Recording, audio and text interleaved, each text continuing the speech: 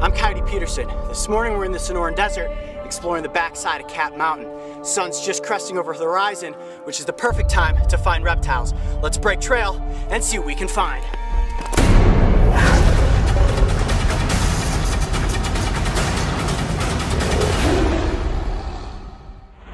The Southwest Hills is an epic backdrop for any adventure, and there's no location more picture-perfect than the Sonoran Desert. Today the crew and I are headed out to capture some of this beauty, but trust us when we say looks can be deceiving. From the rock-strewn, ankle-twisting terrain to the spike-covered plant life, ready?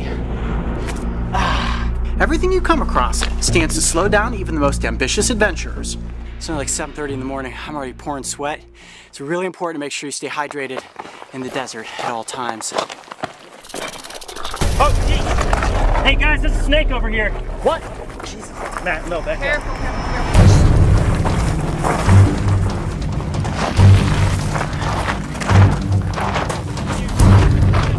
Where?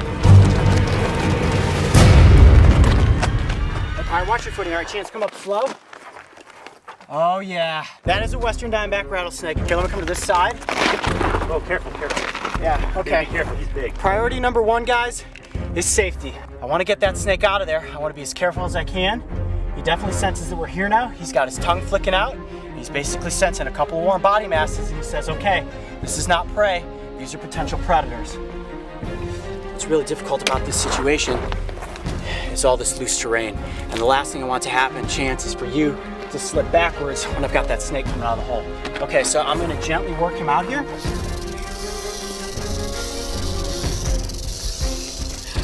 Wow, that is a big western diamondback.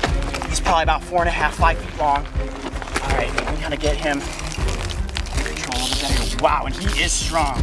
What I'm gonna do is gently pin his head down. That will allow me to get control of the snake. Now this isn't gonna injure the snake in any way, but allow me to keep myself, you guys, and the snake safer throughout this scene.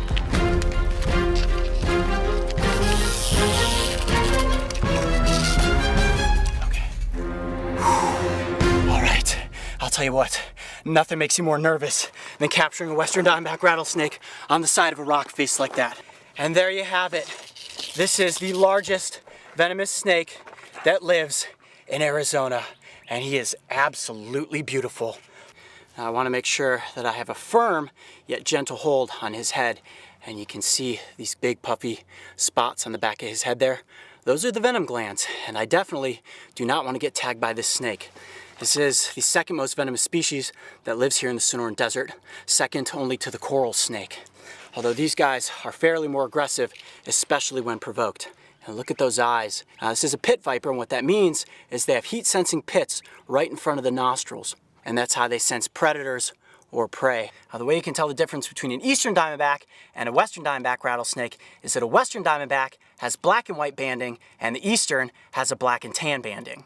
And that black and white banding has earned this snake the nickname coontail. Now, rattlesnakes are typically ambush predators. They'll lay in wait for a desert kangaroo rat, maybe a lizard to come scurrying across its path, strike out and inject venom with those fangs. And then what they'll do is follow that prey, and as it begins to slow down from the venom, then they've got their meal once they find it. This is a very large western diamondback, and I'm curious to see how long those fangs are, and I'm sure so are you. And this is totally fine. I'm just gonna hold this stick out here, open up his mouth, and there you go.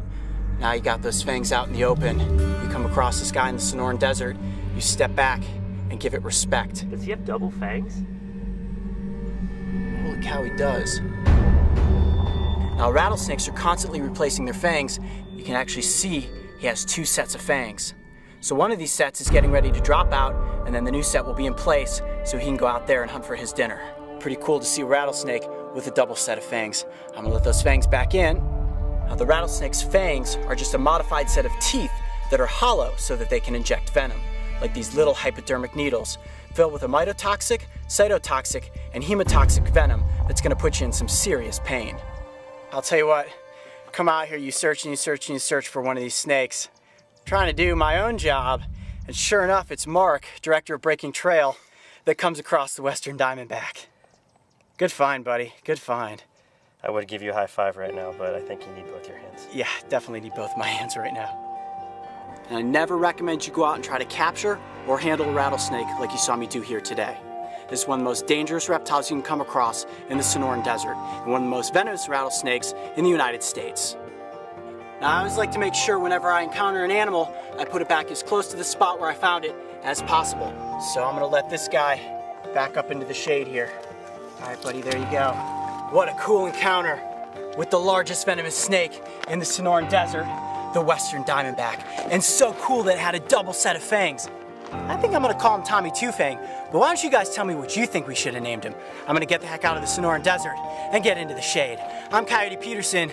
Be brave, stay wild. We'll see you on the next adventure. If you thought that was one wild adventure, check out these other animal encounters. And don't forget, subscribe to follow me and the crew on this season of Breaking Trail. This episode of Breaking Trail was brought to you by the Buy Power Card from Capital One. Every purchase brings you closer to a new Chevrolet, Buick, GMC, or Cadillac vehicle.